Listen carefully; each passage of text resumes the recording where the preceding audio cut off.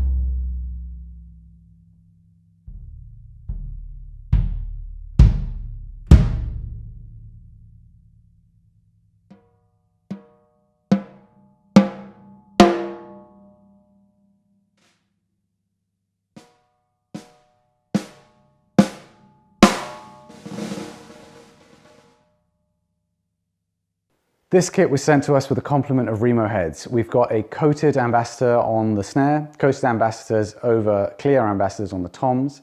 Then we have coated power stroke heads on both the reso and batter side of the bass drum.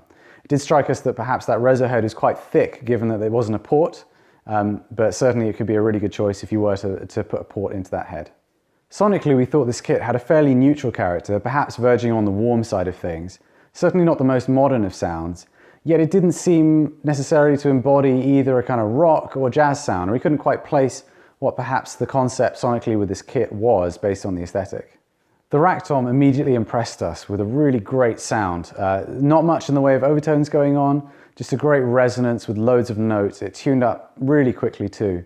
All of this falls very much in line with what Mapex say about their Soniclear bearing edge system, which is a proprietary design. And they say exactly that. It helps you tune quickly and gets a great sound straight away without the need of muffling.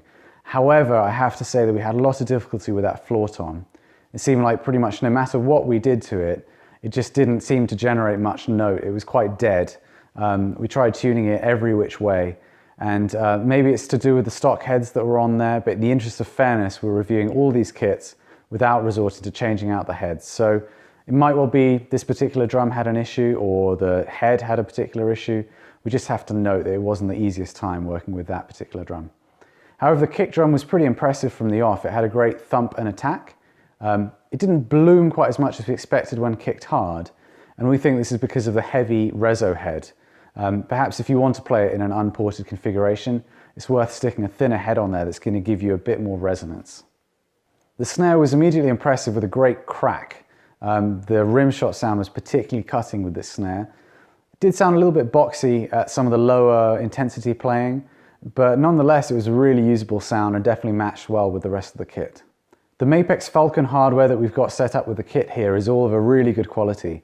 It's got some cool innovations too, like the ability to measure out the angle on the cymbal stands and on the bass drum spurs so that you can get exactly the same setup every time if you're touring or moving your kits around.